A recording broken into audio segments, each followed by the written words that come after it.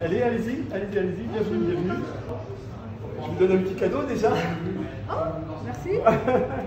Petit cadeau. Merci. Petite jachère fleurie. Ah, c'est très bien. Voilà, donc bienvenue à l'académie. Constant, donc, nous avons deux visiteuses. Ah oui, s'il vous plaît. Donc, je vous présente Constant Lecoeur, qui est le secrétaire perpétuel de l'académie. Il vous expliquera ce qu'est le secrétaire perpétuel dans une telle instance. Vous êtes bienvenue à l'Académie d'agriculture de France. Donc vous avez fait les premiers pas. Vous allez nous suivre dans la salle des séances comme des académiciens. Et académiciennes. Ah oui, oui. Donc en fait, quand tu rentres à droite, tout de suite, tu as l'arrêt de bus. À droite, dans la rue, dans le boulevard Saint-Germain. À la sortie de la Bellechasse, à droite. Presque en face de Gosselin. Vous voyez qu'il y a un marché de activité avec voilà, monsieur Foulbrou, qui lui est notre bibliothécaire. Vous verrez l'importance de l'UTEP. Vous voyez, il trône à côté de Olivier de Serre, vous voyez, du père de l'agriculture française. Voilà. Et puis on fait Pasteur en arrière. L'an prochain, je pense qu'on avait Pasteur, deuxième bicentenaire, enfin le bicentenaire. Et il était membre de l'Académie? Il était membre de l'Académie. Et vous verrez tout à l'heure, on vous expliquera aussi qu'on fait pas mal d'ouvrages. Donc, le secrétaire perpétuel vous expliquera tout ça. Allez-y. Je vais voir ça. Cette séance qui est depuis 1761. L'année de sa création, 260 ans, avec l'ensemble des membres. Vous m'avez dit où était Pasteur, regardez, 1872. Clavé Pasteur. Voilà, vous retrouvez d'autres noms. Jussieu, Adrien de Jussieu, 1851. Vous retrouverez l'abbé Grégoire. Vous retrouverez voilà, même un Bonaparte, un Joseph Bonaparte qui a été nommé par son frère président de l'Académie à l'époque, qui était une académie impériale. Sans être obligatoirement de Roland Morson. Oh, rien à voir, rien à voir. Bien, écoutez mesdames, prenez place. Là, vous avez tout l'univers de la salle des séances pour vous, aujourd'hui. Vous voyez que malheureusement, nous sommes allés jusqu'à 85. 85 et faute de place, asseyez-vous pour des places. Voilà. Et faute de place, maintenant, on grimpe l'escalier. Bien, écoutez. Vraiment, grand honneur de vous recevoir pour ces journées ces journées nationales de l'agriculture, qui sont les premières journées nationales. Et pourquoi ces journées nationales? C'est l'idée qu'il faut renouer le dialogue entre le monde agricole et la société.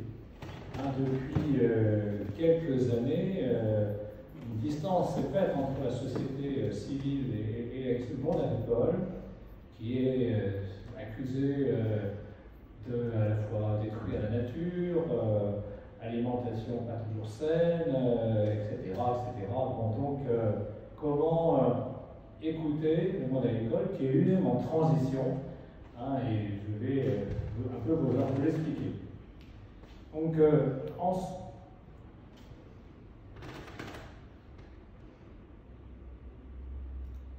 voilà, donc je vais vous présenter rapidement cette société savante. Je vous ai dit tout à l'heure qu'elle a été créée en 1761 pour diriger sous un même point de vue les diverses opérations relatives à l'augmentation et à la perfection de l'agriculture. Et voilà, ça c'est les textes d'origine. Pourquoi cette société qui était celle de la Généralité de Paris, puis royale, puis bien sûr la Révolution, société d'hommes libres, royale et centrale, impériale et centrale, et que c'est que depuis 1915 que c'est l'Académie d'agriculture de France. Alors, comment cette académie est-elle composée? Il y a 120 membres titulaires, 60 membres associés étrangers, et dès l'origine, à la fois des Washington,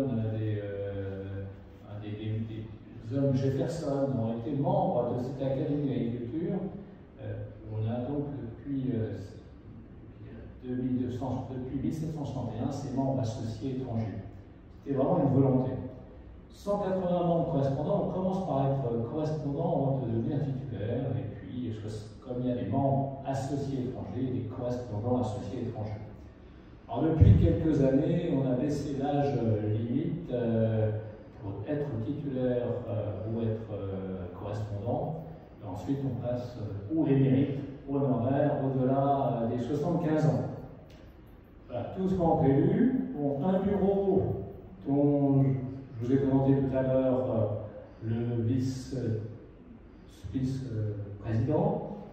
Bon, il y a un trésorier perpétuel, il y a le vice-secrétaire, il y a un président, il y a un vice-président, une ancienne présidente, un trésorier perpétuel et un vice-trésorier. Voilà ce qui constitue. Alors le principe, c'est que quand on est perpétuel, on est élu pour jusqu'à la fin d'un mandat qui est au-delà des 75 ans. Voilà. Alors que quand on est élu vice-président, on devient président l'année suivante et ensuite ancien président, ancienne présidente. Voilà quel est l'organe de gouvernance de notre académie. Alors la mission principale, c'est de constituer des réflexions de diverses natures, bien sûr scientifiques, puisque dans nos membres, on a beaucoup de chercheurs, agronomes, vétérinaires, biologistes, etc. Beaucoup aussi de professionnels, de chefs d'entreprise, également des gens du monde associatif ou des représentants professionnels. Réfléchir sur le plan scientifique, sur le plan technique, économique, juridique, social, culturel, et de contribuer ainsi à éclairer les citoyens et les décideurs pour préparer ou accompagner des évolutions, on dirait aujourd'hui des transitions de l'agriculture pour l'environnement, pour l'alimentation. Alors, quels sont les thèmes qui sont bien sûr variés, que ce soit un thème récent qui a été mis en avant, agriculture et biodiversité urbaine, on voit se développer, prendre en compte cette biodiversité urbaine dans le monde urbain, comment associer agriculture et cette biodiversité. Donc c'est un récent groupe de travail. Agriculture ultramarine, il ne faut pas oublier toute l'importance de nos départements d'outre-mer et territoires d'outre-mer.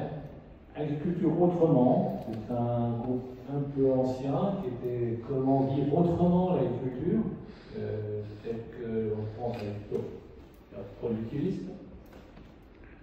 Le groupe récent Conseil en agriculture, on s'apercevoir qu'avec une loi récente, la loi Egalim, comment séparer le conseil de la vente, comment faire que le conseil ne soit pas lié à la vente, aux intérêts financiers de la vente.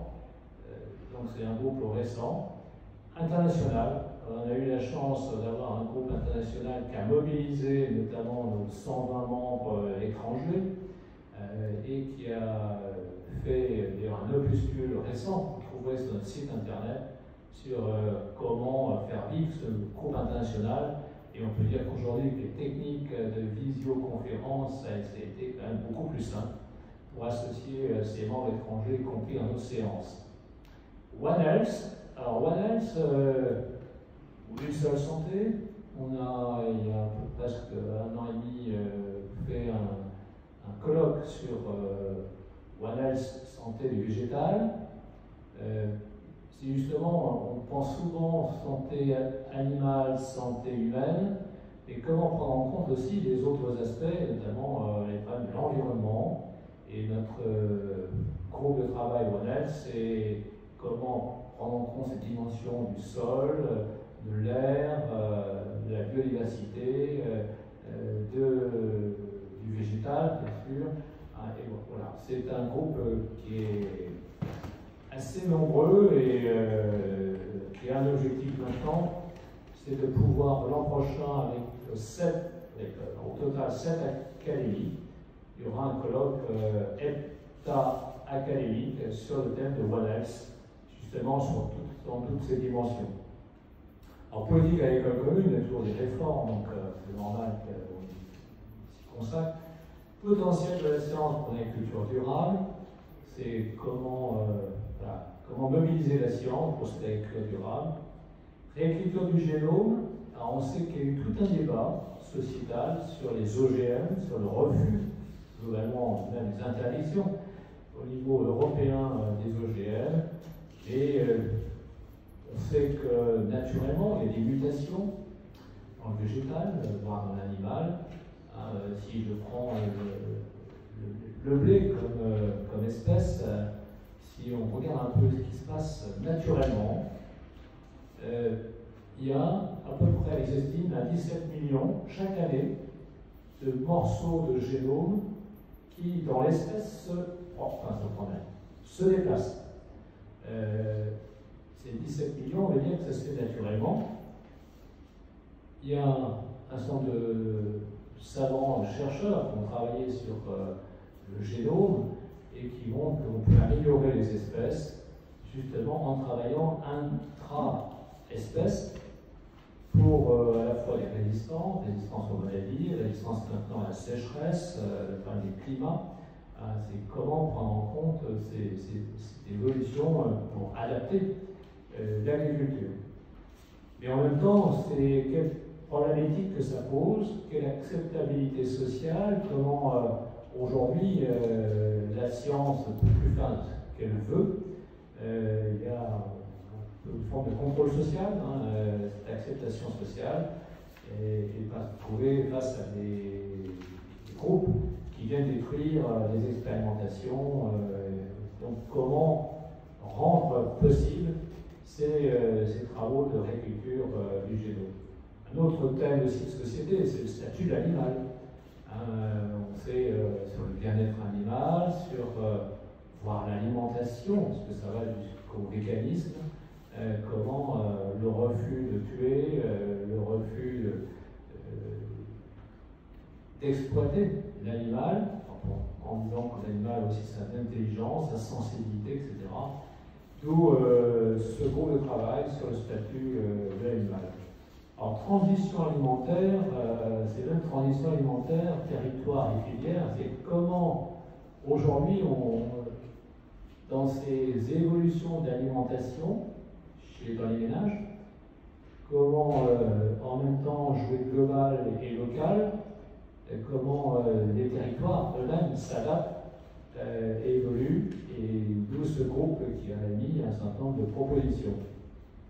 Antibiorésistance, hier, vous aviez un colloque avec ces 7 académies sur antibiorésistance, poison pour le microbiote ou pas. Comment notre microbiote intestinal, comment ce microbiote se comporte, tout ce travail inter-académique. Donc voilà, pour vous dire que tous ces thèmes sont des thèmes importants, sur lesquels on peut revenir avec vos questions. Bien sûr, l'académie, c'est aussi un certain nombre d'encouragements, de médailles, etc., de remises, pour reconnaître les gens qui ont travaillé. Et c'est là aussi pour nous un moyen à la fois d'honorer des gens en fin de carrière, et aussi d'honorer des jeunes docteurs, des jeunes qui filment le métier qui me plaît quand ils sont en collège. C'est aussi hier, dans cette même salle, il y avait le concours Mike IT Agri, comment des étudiants sont en train de mobiliser des nouvelles technologies pour une agriculture durable. Et je peux vous dire que les 9 concurrents finaux d'hier, c'était vraiment agréable de les écouter, de montrer que ces jeunes, plein d'allant, plein d'espoir pour une agriculture qui est en transition, comme je l'ai dit. Tiens, écoutez, moi je vais m'arrêter là. Ce que je vais proposer, c'est peut-être que avant que j'ai des questions d'abord, sur cette présentation rapide, on souhaitait vous présenter ensuite l'encyclopédie, qui est l'innovation récente de notre trésorier perpétuel de l'époque, qui va, Patrick Olivier, vous en faire part. Hein, de même que tout à l'heure, on aura aussi ce fonds commun que nous possédons avec M. Fougeroux. On vous présentera ce fonds documentaire. Voilà. Patrick, je te laisse et mon poste et ton diaporama. Merci. L'encyclopédie de l'Académie régionale de France. C'est né d'un constat que j'ai fait. À partir du moment où j'étais académicien, quand je disais dans les dîners chez l'Académie d'agriculture de France, les gens disaient bon, mais à quoi ça sert? Alors je disais, à quoi sert l'Académie des sciences, par exemple? Alors, il y avait un certain flottement. Les gens pensaient qu'ils observaient les étoiles ou faisaient des équations. Alors, quand on disait l'Académie française, ah ben, elle fait le dictionnaire. Mais on va faire aussi pour qu'on fasse quelque chose, pas un dictionnaire, mais une encyclopédie pour passer des messages. Voilà donc comment c'est né. Je vais vous le présenter. Ça se présente sous forme de petites fiches, volontairement courtes et didactiques. Et en fait, cet ensemble de documents, c'est destiné à l'intention du plus grand nombre. C'est une encyclopédie pour le grand public. Ce n'est pas du tout des notes pour chercheurs et scientifiques. Pour le grand public, professionnels, enseignants-chercheurs, étudiants, journalistes, politiques, liste non limitative. C'est fondé sur la gamme d'expertise des membres de l'Académie, qui est très très large, qui couvre un nombre de domaines extraordinaires. L'objectif, c'est de fournir une information scientifique et technique actualisée et de qualité. Et sur tous les secteurs que couvre l'Académie, c'est-à-dire l'agriculture en tant que telle, l'alimentation, la forêt de bois, l'environnement. Et l'idée est d'offrir aux lecteurs les clés nécessaires pour qu'ils se fassent son idée, qu'ils comprennent et qu'ils puissent participer au débat et agir. Mais on essaye de présenter des faits. Hein. Notre objectif, ce ne sont pas des billets d'opinion. Alors bien sûr, quand on présente les faits, on présente les faits le jour où on est. Et puis les choses vont évoluer. Donc quelquefois, il y a des perspectives, voilà ce qui pourrait se passer. Mais on est vraiment dans cet esprit-là. Alors ça se présente comment? Il y a trois gammes. Il y a des petites fiches comme ça, qui s'appellent les questions sûres, ou la forêt de bois en question. Là, c'est 4 pages, un test technique et scientifique. Ensuite, il y a ce qu'on appelle les fiches repères, qui sont des fiches, merci, recto verso. Il y en a un jeu pour chacune. Vous avez tiré trois fiches sur des sujets assez divers, de ce que vous voyez. Les fiches repères, l'idée est de dire, on entend souvent une opinion, et l'opinion dit ceci. Et nous, on sait que cette opinion, elle est répétée par des gens qui connaissent pas bien le sujet. Donc voilà ce que l'Académie pense par cette opinion, et voilà surtout un tableau de chiffres, un tableau graphique qui permettent de ramener les choses à la rationalité, à la réalité. Et puis la troisième gamme, ce sont des vidéocapsules, ce sont des courtes vidéos, c'est 3 à 5 minutes, où un spécialiste explique son sujet. C'est bien parce que c'est très vivant, on n'a même pas à lire finalement, on n'a qu'à regarder et écouter, c'est très attractif. Alors pour y accéder, je vais passer vite là-dessus, vous rentrez sur le site de l'Académie, vous faites quelques clics, et quand vous arrivez à la table des matières, vous êtes comme dans un bouquin, vous sélectionnez dans la table des matières le sujet qui vous intéresse, ou les sujets qui vous intéressent, et puis vous y accédez directement à la fiche que vous pouvez lire à l'écran, éventuellement vous pouvez imprimer si vous voulez. C'est très simple. Alors aujourd'hui, on a 324 documents qui s'en rajoutent chaque semaine.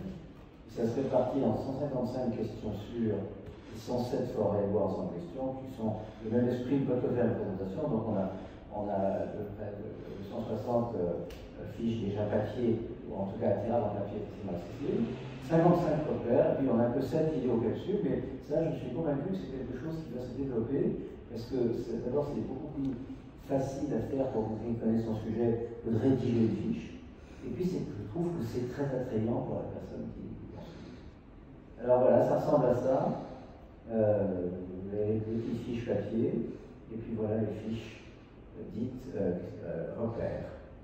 Voilà, vous avez tout sur l'encyclopédie. Vous n'avez plus, en rentrant chez vous, qu'à entrer sur votre ordinateur et consulter quelques fiches pour voir. Ici, vous avez une collection de médailles de l'Académie depuis sa création. Donc, il y a des médailles notamment de la Généralité, de la Société centrale d'agriculture, de la Généralité de Paris, qui date de 1761. Voilà. Vous avez été en contact avec Christine Dujon, votre... Oui, on a récupéré un certain nombre de documents. Oui, tout à fait. Tout à fait. Après, vous avez des portraits d'académiciens célèbres, hein, la famille Vilmorin, Washington.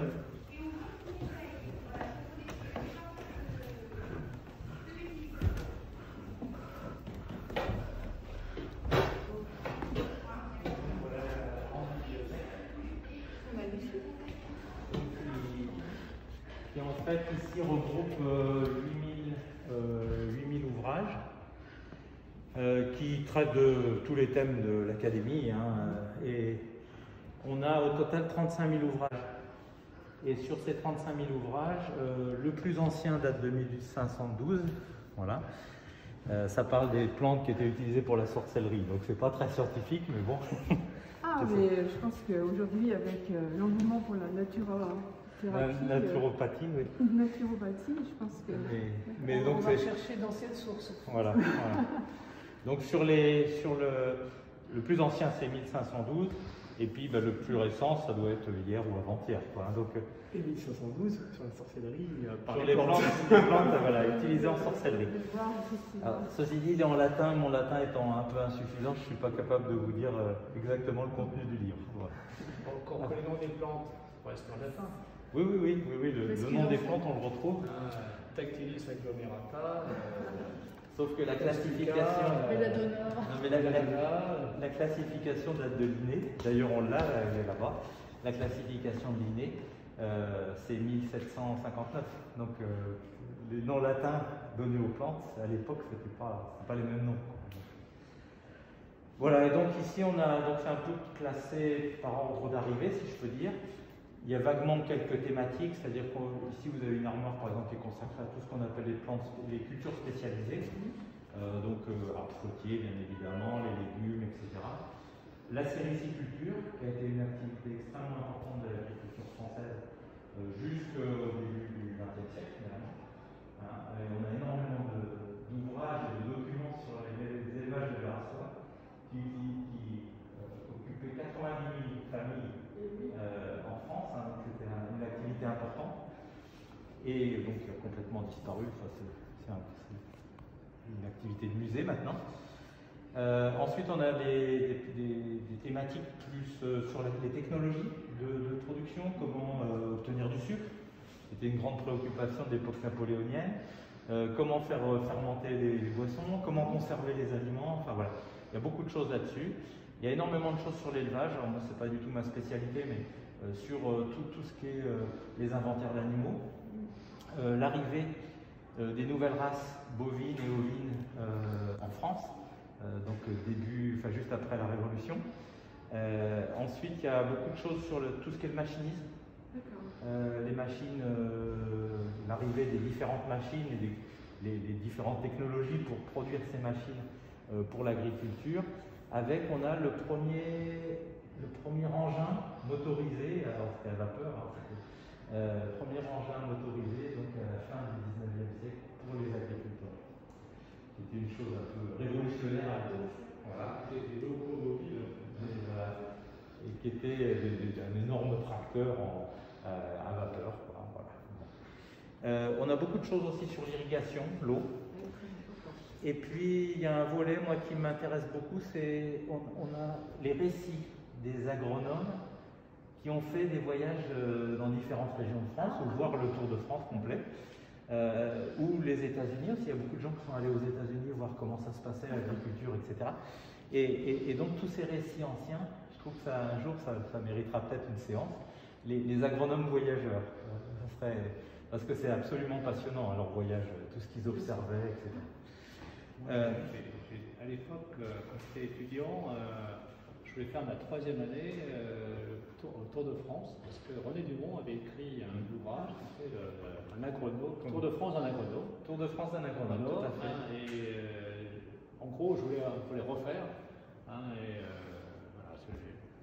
alors, ouvrage qu'on a dans la partie qui est réservée à René Dumont. Et alors, très étonnamment, il paraît qu'il n'est pas à la BNF. Donc ça m'a surpris. Il y a un étudiant qui est venu le consulter ici parce qu'il dit à la BNF on ne trouve pas. Ce qui est très bizarre. Mais vous l'avez. Et nous, on l'a, oui, tout à fait. Et du coup, vous l'avez pas fait à votre tour de France? Non, je vais vous expliquer ça, c'est pas simple, mais à l'époque, je voulais le faire avec ma future épouse, et ma future belle-mère a dit qu'elle ne financerait jamais une telle aventure. Donc, Vous n'étiez pas encore marié peut-être? non, pas encore. Voilà, et puis après, on a des collections aussi qui sont le journal de l'agriculture, donc sur plusieurs dizaines d'années. Donc c'est des rapports, des comptes rendus sur des thématiques très variables qui peuvent aller essentiellement de l'agriculture. Quand même, à l'époque, on ne parlait pas tant d'environnement, ce n'était pas une préoccupation. Beaucoup d'alimentation, beaucoup de qualité sanitaire, que ce soit pour les animaux, pour les aliments. Donc voilà, donc on a des collections qu'on est en train de numériser avec la BNF pour les rendre accessibles via Internet. Voilà. Et point moi qui m'intéresse beaucoup et je pousse beaucoup d'ailleurs nos académiciens à faire ça aujourd'hui, c'est qu'on a des ouvrages qui sont dédicacés par leurs auteurs. Et par exemple, on a des ouvrages dédicacés par Parmentier. Ah oui, déjà à l'époque. Voilà, Qui était membre de l'Académie. Qui était membre de l'Académie. Qui a réussi à passer dans l'ombre pendant la Révolution, parce que voilà, il y a quelques têtes qui ont été coupées, mais Lavoisier, mais pas lui. Ouais. Voilà. Et Lavoisier était percepteur d'impôts à Oui, l'époque. il avait une mauvaise position. Il avait une mauvaise position, alors que Parmentier, bon, il a essayé de nourrir, de faire du pain par tous les moyens, y compris avec la pomme de terre. Et donc voilà, on a des ouvrages dédicacés par Parmentier, on a des ouvrages de Pasteur dédicacés, etc. Voilà. Donc, et moi je pousse les académiciens aujourd'hui, quand ils produisent un livre, donc ils en donnent un exemplaire à la bibliothèque, et je les pousse à ce qu'ils dédicacent. Voilà. Parce que dans les générations futures, j'espère que leur dédicace aura une valeur. Voilà. C'est au moins un témoignage. Voilà. Donc voilà, le travail du bibliothécaire, c'est d'essayer de mettre de l'ordre dans tout ça, de repérer. Alors on est en train de tout numériser, de façon à déjà savoir où sont les ouvrages, parce que c'est pas toujours facile. Des fois, des gens nous disent, est-ce que vous avez tel ouvrage? Oui, on l'a dans les catalogues, mais où est-ce qu'il est après dans les étagères? C'est pas toujours facile. Donc on est en train d'essayer d'organiser tout ça. Et puis sur les ouvrages rares, c'est de les faire numériser de façon à ce qu'ils soient consultables via Internet. Plus accessible. Bon, vous êtes avec Philippe, vous voyez, que vous connaissez, oui. avec Sylvie qui aide, parfois des aides extérieures d'ailleurs. Vous êtes à combien d'ouvrages répertoriés? Alors, catalogués, pour l'instant, on est à 2500 à peu près. Qu'on peut connaître par le site internet. Voilà, qu'on peut consulter, enfin pas consulter, mais on sait qu'ils sont présents sur le site internet. On peut les rechercher par mots-clés, ou par le nom d'auteur, ou par le titre, ou par le numéro ISBN. Et ça, c'est quand même très pratique. Et bon, alors après, nous, on ne fait pas de prêt d'ouvrage, parce que on n'a pas les capacités à gérer des va-et-vient d'ouvrages. Mais il y a beaucoup d'étudiants qui viennent consulter, voilà. Alors sur des thèmes des fois très variés. Hein. Là, on a des étudiants qui travaillent sur l'utilisation des boues urbaines, par exemple. Comment est-ce qu'on peut récupérer toutes ces boues urbaines qui s'accumulent, qu'on voudrait bien remettre dans les champs, mais ça pose un certain nombre de questions. Donc, la réutilisation des boues urbaines. Alors j'ai vu que vous aviez une coopération avec Galiciar, c'est ça? Gallicar, oui. Gallicar, pardon. On a une coopération avec la BNF qui nous accompagne pour toutes les technologies de catalogage, justement, qui nous a accompagnés pour les vélins dont je vous parlais tout à l'heure. C'est eux qui nous ont conseillé pour les faire scanner, etc. Ils nous ont conseillé alors là, c'est des sociétés spécialisées, professionnelles, qui scannent en fait les ouvrages, mais avec des scans de très haute qualité. Donc voilà, c'est eux qui nous accompagnent dans ces questions techniques, si je peux dire. Ils ont fait aussi un inventaire, ils sont venus ici, toutes leurs équipes techniques, pour nous signaler les risques potentiels, parce qu'il y a toujours des risques de développement de moisissures, de gestion des poussières, de gestion des températures, etc.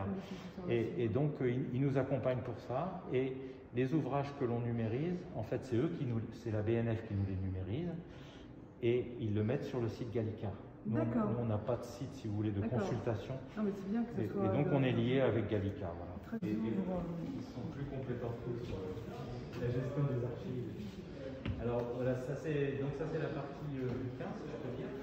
Et la question des archives.